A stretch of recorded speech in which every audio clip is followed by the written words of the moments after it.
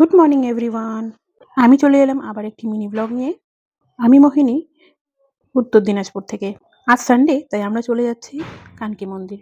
অনেকদিন ধরে যাওয়া হয় না, অনেকদিন ধরেই ভেবেছি যে সেই বিয়ের পর গেছিলাম, আর যাওয়া হয়নি। তো দেখো, আমরা পৌঁছেও গেলাম। আর জায়গাটা ভীষণ সুন্দর, আমরা সুন্দরভাবে এনজয় করছিলাম। সারাদিন কাটানোর মতো বেস্ট একটা অপশন, আর সুন্দর একটা জায়গা। তো আমরা এখানে প্রসাদের ডালা নিয়ে জুতো খুলে চলে গেলাম পুজো দিতে। তো প্রথমেই এখানে গণেশ মন্দির পড়ে, গণেশ মন্দিরটাতে পুজো দিয়ে নেব। পুজো দেওয়ার পরে সুন্দরভাবে পুজো দিয়ে তারপরে আমরা চলে যাব মেন মন্দিরে। তো মেন মন্দিরে চলে গেলাম। এটা হলো ঠাকুর। আমি এই ঠাকুরগুলোকে অত চিনি না, বাট খুব ভালো, সুন্দর। তো তারপরে আমরা চলে আসলাম। এখানে মান্নাত ধাগা বেঁধে নেব। এখানে সবাই মনের ইচ্ছা মতো করে আমরা সবাই সবার মতো করে বেঁধে নিচ্ছিলাম।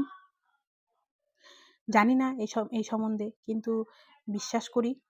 তো আমিও করলাম, দেখি পরে কি হয়। তারপরে এই আলোটা, এই প্রদীপের আঁচটাকে সবাই আমরা নিচ্ছিলাম যেমন আমরা নিই। তারপরে এখানে সুন্দর একটা প্লেগ্রাউন্ড ছিল। তো সেখানে বাচ্চাগুলো খুব সুন্দর করে খেলছিল। মাম্মামও ভীষণই এনজয় করেছে। গরমের মধ্যে তো আমরা নাজেহাল অবস্থা। তো আমরাও একটু এনজয় করে নিলাম। যেহেতু এনজয় করতে গেছি, তারপরে ভাবলাম বেরিয়ে পড়া যাক। তারপরে দেখো বিকেল হয়ে গেছে। তারপরে চলে আসলাম খেতে।